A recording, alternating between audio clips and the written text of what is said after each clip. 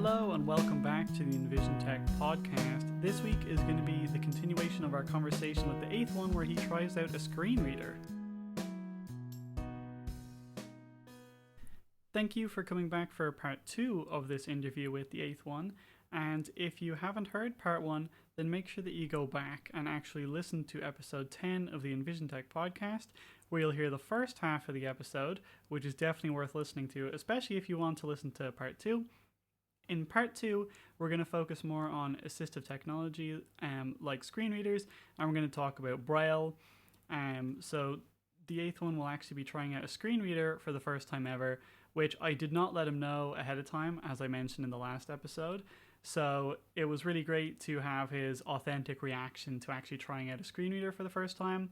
So again, just thank you to him for being willing to go along with this sort of improvisation that I made him do.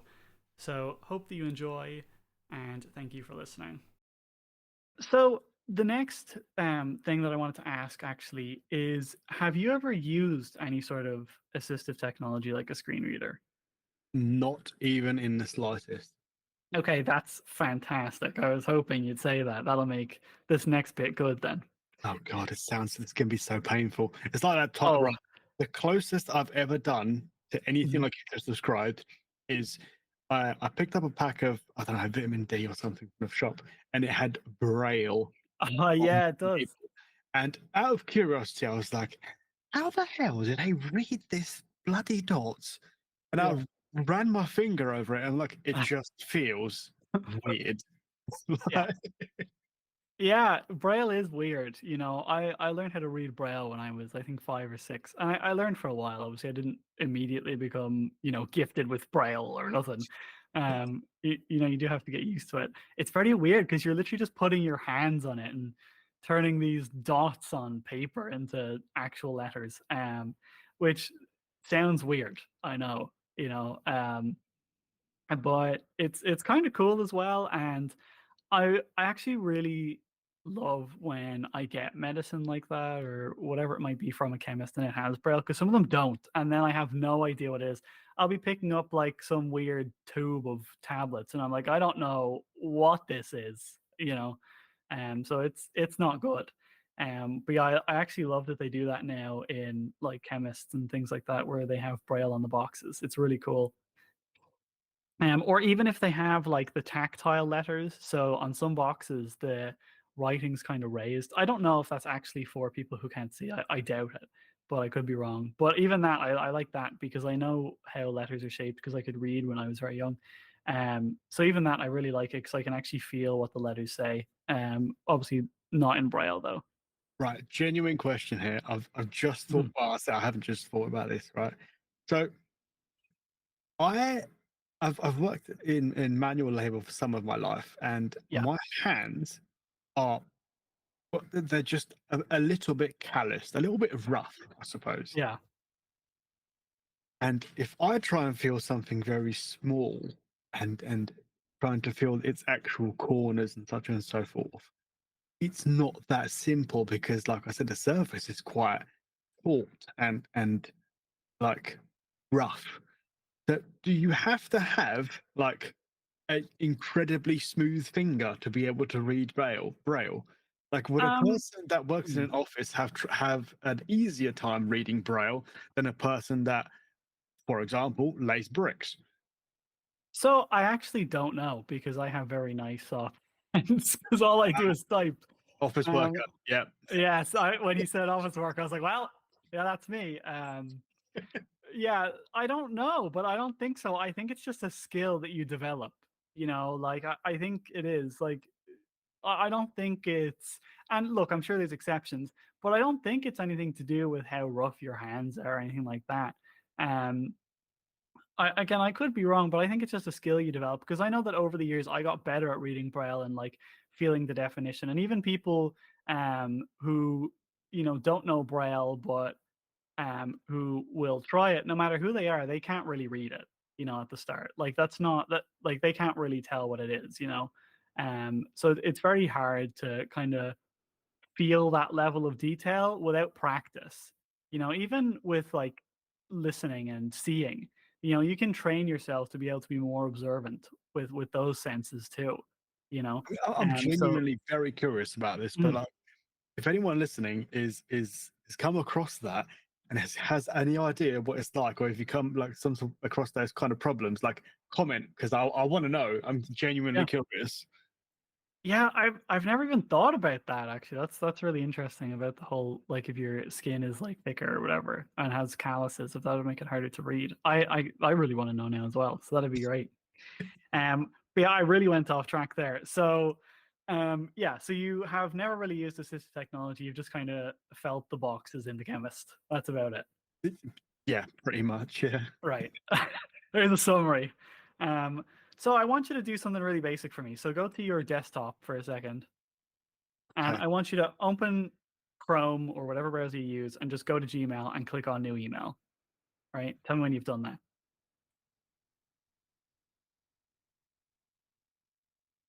Hopefully it won't take too long. Does it have to be Gmail? It doesn't. It can be any email provider. Well, We're not I have, biased here. I have Outlook. I've just Sure, opened Outlook. Outlook will do. That's Okay. fine. And then click on new email, right? New email. Okay. Okay, so that's fairly straightforward, right? You just open your browser, you might type Outlook into the search thing and then click Outlook in the search results and then click new email, right? Yeah. So I want you to now close that, go back to your desktop, and tell me when you're there. I am there. So now we won't be able to hear this on the podcast, and good because it would be quite annoying for anybody listening. But I'm going to get you to turn on the screen reader that's built into Windows and try and do the same thing. So I want you to try and be very descriptive about what you're doing and how that's going for you. Does I that sound all might right? be able to even share this with you. I don't know. Well, it might be. Yeah, sure, sure. I'm not sure if you'll be able to. If you can share your sound, then sure, we can try that. Okay, right. People won't be able to see your screen, but Let's try it. That's fine. Right. How do I even open it? so have you shared your screen and the sound? No, it should be my GoXLR should be sharing broadcast stream to this broadcast. Oh, even better. Okay. So press Control plus Windows and Enter at the same time. So Control Windows Enter. Yeah. Alt window. Okay. We Headset. can hear that. Narrator heading level 1. Exiting narrator. Okay, there we go. Okay. So you have a screen reader now, right? Starting narrator. Desktop list. Settings. Desktop Close list. close your Assassin's eyes. Creed All right, Valhalla. don't start cheating. Okay, right. There we go. It's on, but I'm not touching anything Right. else. Perfect. So I want you to try and do the exact same thing that you just did. I want you to open your browser, go to Outlook, and get to a new email. Oh god, I don't even know how to navigate this thing. So you can press Tab and Yeah. use the arrow keys to move around. And if you want to go back, you can use Shift and Tab. Okay. Driver. Taskbar. Sir. 11 degrees C mostly cloudy. Notifications. Desktop list. Oh my lord. Taskbar pane. Show desk. No 11. Running applications. Armory. Outlook. Button. Oh, you found Outlook. Once window. Outlook 1 running window is requesting attention. Connectivity to your server. That is a Connect slight Microsoft cheat because Exchange that's the 5 of 8. built-in No Outlook, dash but I'll required. allow it. I'll press 0 Control and 15. it'll stop reading. Okay. Right. There we go. All right. The lab. No idea. New So is that difficult, would you say? Exit table. This is like almost impossible. I don't Yeah. know how to navigate this. I mean, that's it. You just press Tab, you Shift Tab, and use the arrow keys. That's pretty much all there is to it. But it won't move to the top line, like below where it says file, home, send, receive, view, help. Oh, that's a toolbar. You got to press Alt to open the toolbar. You can't navigate to nice menus like that easily. Settings window. Nope. Inbox. Octavian fake th at Oh, wow. live.co.uk. Outlook. Well, Settings. Desktop list. sorry. Discord. That's not going to 2. work for you then. Narrator. So yeah, Okay. turn that off. I'm gonna exit that because that was genuinely one of the most stressful things I've had to do in my life. I mean, good. Not, not good that it was stressful, but I'm glad that it was terrible. I was hoping it would go badly. Well, If you you're were right. great at using that, that would be terrible for me. That'd be very strange. But like thinking about it, like every blind person is going to have to do this as the first time at some point, and if they get to the same point that I did, Jesus Christ. Yeah, what do you do? And the thing is, right, is in Outlook, there's probably a shortcut. And that I said that was a little bit easier than the task I gave you, but I'll let you away with it. Because doing it through a browser is way more difficult. But every app will have its own set of shortcuts. So in Outlook, it might be Control and N to create a new email, but in another one, it might be Alt and N, and another one it might be Control Shift N, et cetera, et cetera, et cetera. It's not really standardized. So you also just kind of have to learn all the keyboard shortcuts and or learn where all the menus are, or just kind of figure it out every time you want to do anything, which is obviously not ideal, Oh my God, that's literally like a process of trial and error. Yeah. Until you get it right. It is. Yeah. No, like when I download something new, that's literally what it is. I actually just have to spend time figuring out how to use it before I can even actually use it, which might not sound like a big deal, but when that's everything you use, and that doesn't just apply to, an app on Windows, that applies to apps on your phone, and literally anything that you use is the same. That is mental. Yeah. And look, that was your first time using it. It does get obviously a bit easier. But I suppose my point is that it's not fun, having to figure out how a new app works, and it actually is stressful. Like I don't really like trying out new like desktop apps or even websites a lot of the time, because it's actually kind of stressful trying to remember where everything is and figure it out. And a lot of time they're bad. So, when I talk about making a website accessible, for example, that's because there is a standardized way to do that.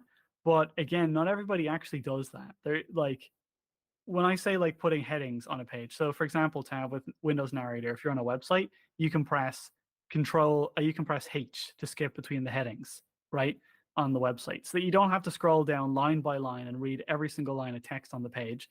But not all websites have those headings, or not all websites have alt text for the images or whatever it might be. So instead of a task that should take me 3 seconds, I have to spend 3 minutes reading through all the text on the page before I finally get to the login button, because their nav bar has 45 different links in it that I need to scroll through first. And that's not an exaggeration. Some of them are absolutely insane.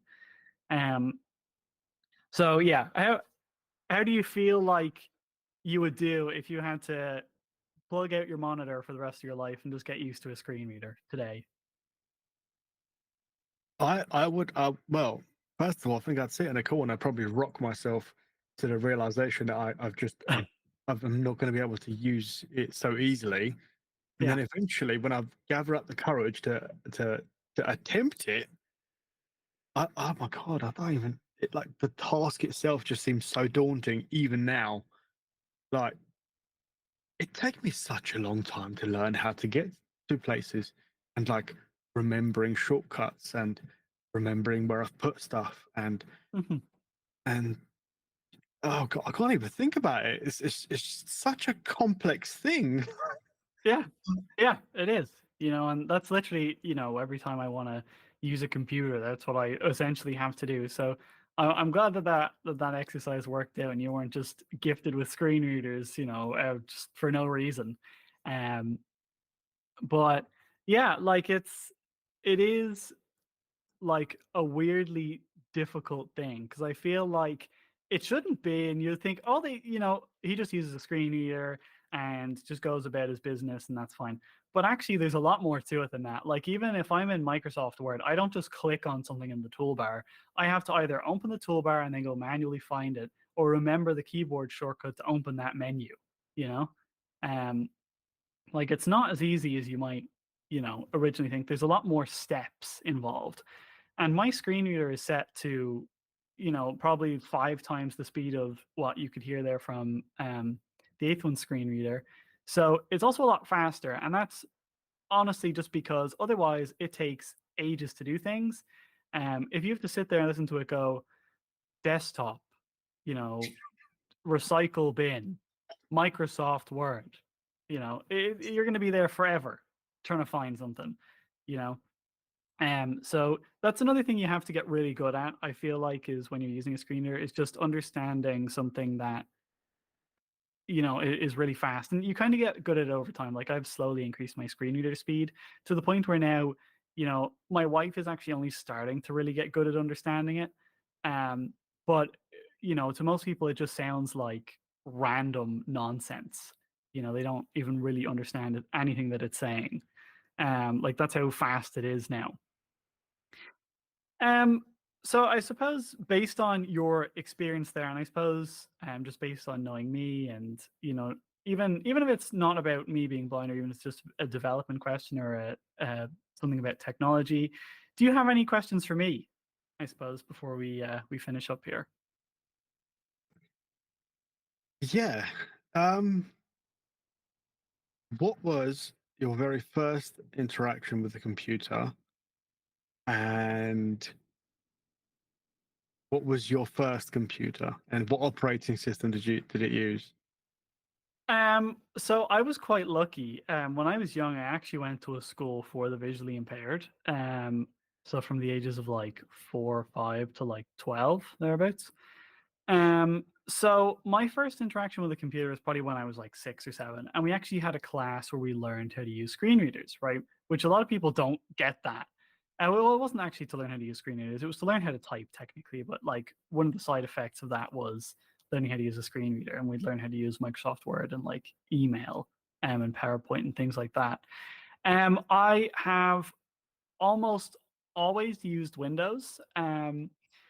I have tried out Linux a little bit. So I actually really like Linux, but the screen reader that is built into Linux is absolutely terrible in my opinion. I haven't spent a lot of time with it, but from the short bit of time that I have, I don't like the speech from it at all. It doesn't sound very nice. I do use Linux a lot in my day-to-day work now. So for development, I use a lot of Linux, but Windows pretty much almost exclusively, just because the screen reader that I use is um, only available on Windows. It's not actually available in Linux. Even that, like screen readers, they don't work from one platform to the next because they're kind of built to work on Android or on Windows or on iOS. They're not built just to work in general because, again, it's not standardized how these things work. It's different depending on the device. So that's pretty much it. I've been using computers now for quite a while, but even when I first started getting into development back in like 2018, um, I actually didn't really feel very confident about using a computer.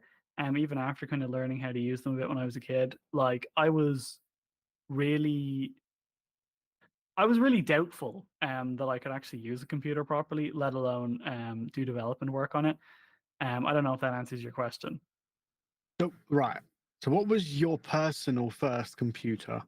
Oh, a Surface Pro 4, I believe. Okay. And what was the operating system on it? Windows. Which one? Uh, would that have been 10? I think that would have been Windows 10. Oh, so that's Uh, still quite recent. Yeah, it is. Let me see. Windows. I don't know why, but I had like XP in mind, or like, I suppose you'd be too young for Windows 95, but that was that was my first experience with Windows. That was Windows 95, and that was basic as they come. If anyone remembers it from back then, and well, times were a lot simpler.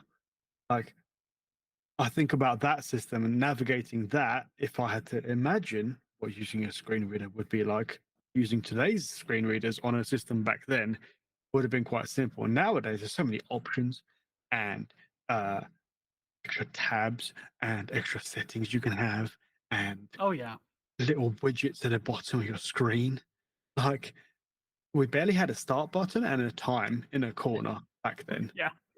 Like weirdly enough, I like things like that. So I don't know if you're familiar, but people listening might be with what's called like a command line application, or Windows DOS if you've really been using Windows for a long time now, where you kind of type in what you want to happen. So you'll type in commands. That's actually pretty blind person friendly usually, because there's no navigation required. You don't have to find the right button or find the right menu or navigate to this specific thing, you just type in things. So I'll just type in a command and it will tell me what files are in the folder, or it will do whatever I want it to do. So yeah, honestly, using Windows 11, which is what I'm using at the minute, it's honestly just kind of annoying. And that's what I like about Linux. Linux is a lot simpler usually, but I just wish that their screen readers were better. But yeah, honestly, having all these different menus that I have to go through that are all different in how they're laid out too. Like the Windows settings menu is totally different to the control panel.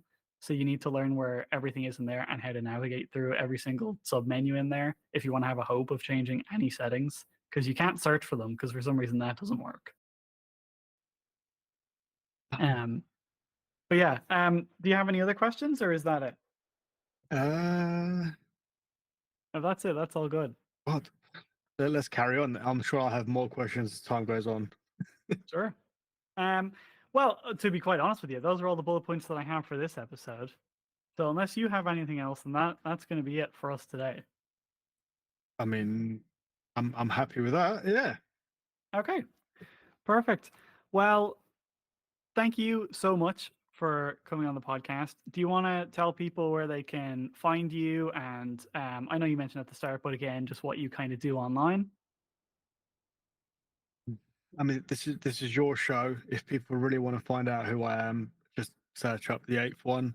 I have streamed on Twitch. Don't get me wrong, it's about a couple of years ago, but I've had to pause for a little while. It will be restarted in the near future, I hope, due to some personal things. I'm trying to really get back out there. But yeah, no, I'm not the star of the show here. You are. So if you haven't followed him already, please do. Well, I do appreciate it, and you should go follow The8thone.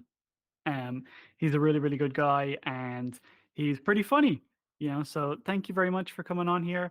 And again, I really do appreciate you being good with, even trying out the screen reader today, and me kind of putting you on the spot with you and asking you if you have any questions and asking you my own questions. So again, thank you very much.